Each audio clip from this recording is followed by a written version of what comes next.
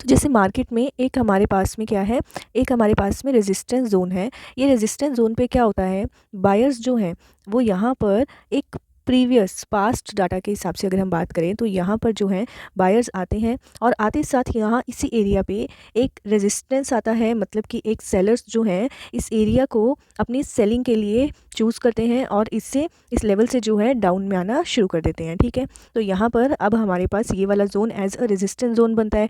अब next time जब दोबारा से बायर्स किसी दिन यहाँ पर आए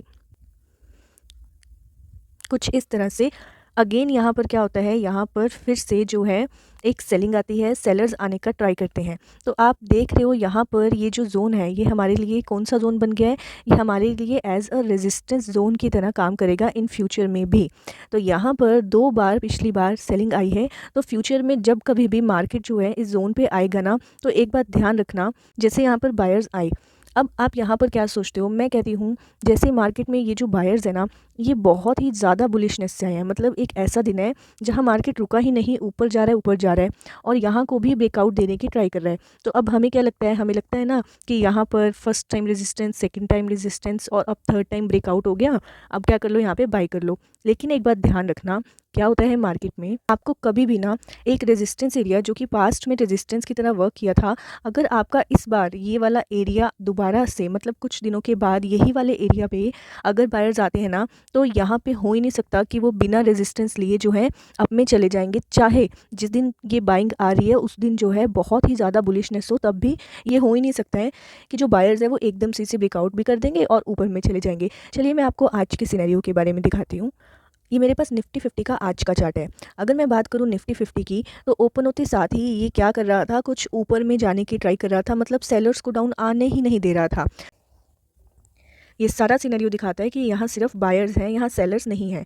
अब मार्केट जो है यहाँ इस एरिया पे आता है, इस एरिया पे। अब ये एरिया मैं आपको पास्ट में दिखाती हूँ क्या वर्क किया हुआ है। एरिया पास्ट में first resistance, second resistance, then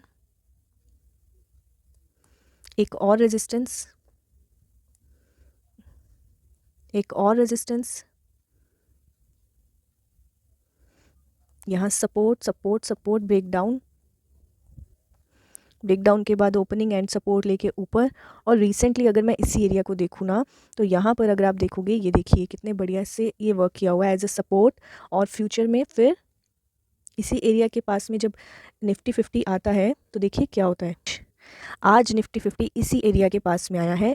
ये एरिया जो है पास्ट में कितना ज़्यादा वर्क किया as a support and resistance. अब आपको क्या लगता है कि निफ्टी 50 जितना मर्जी बुलिश हो जाए, क्या वो इस एरिया को एक ही बारी में ब्रेकआउट दे देगा? नहीं।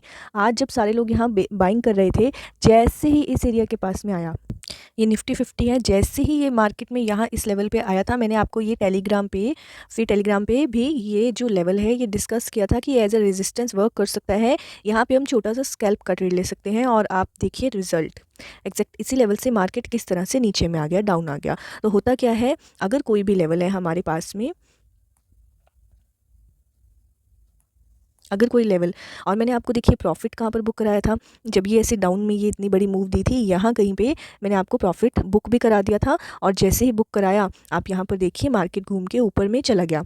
तो ये लेवल्स जो होते हैं मार्केट में, सपोर्ट एंड रेजिस्टेंस के लेवल, इन्हीं के बेसिस पे पूरी ट्रेडिंग टिकी हुई है। साथ में आपकी थोड़े से साइकोलॉजी होनी चाहिए, साथ में माइंडसेट अपना कि लॉस को कितना बियर करना है, थोड़ा पोजीशन साइजिंग और थोड़ी कुछ ऑप्शन की चीज़ें हैं ना, ऑप्शन का स्ट्राइक प्राइस क्या चूज़ करना है, ये सब आपको मार्केट में अगर समझ में आ गया तो इतनी भी मुश्किल नहीं है ये मार्केट। ठीक, तो देखिए आज हमारा सिनेरियो किस पे बेस था, इस लेवल पे। ये लेवल पास्ट में रिएक्ट किया था बहुत ही ज़्यादा। अगर आप इसको 1 आवर पे भी देखो, आप इस लेवल को मेरे कहने पर एक बार देखिए, पास्ट में आपको दिखेगा ये लेवल जो है as a resistance and support की तरह वर्क करता था।